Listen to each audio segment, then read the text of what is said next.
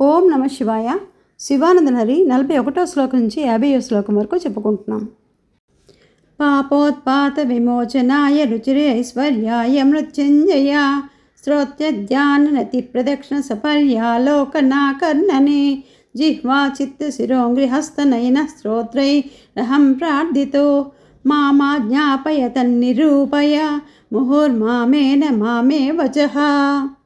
గాంభీర్యం పరికాపదం గణధృతిః ప్రాకార ఉద్యద్గుణ స్తోమశ్చాపబలం గణేంద్రియాచయోద్వారాణి దేహస్థితః విద్యావస్తు సమృద్ధిరీత్యా కిల సామగ్రీ సమేతి సదా దుర్గాతి ప్రియదేవ మామకమనో దుర్గే నివాసం కురు.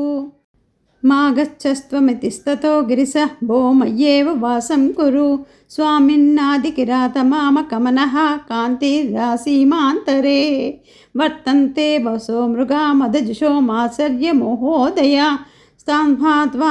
స్థాంతాత్వా మృగ్యా వినోదరుచితా లాభాంచ సంప్రాప్యసి. కరలగ్నం మృగః కరీంద్రభంగో ఘనశార్దూల వికండనోస్తజంతుః గిరిశో విషాదకృతిశ్చ చేతః కుహరే పంచముఖోऽस्ति मे कुतोभिः.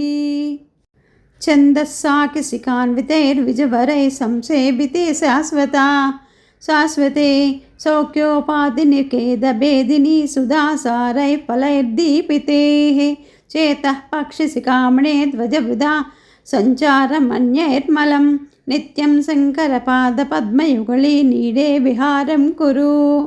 ఆకీర్ణే నకరాజకాంతి విభవైరుద్యః సదా వైభవై రాతౌ తేపి చ పద్మరాగలలితే హంసవ్రజైరాశ్రితే నిత్యం భక్తివదో గణైశ్చ రహసి స్వేచ్ఛా విహారం కురు.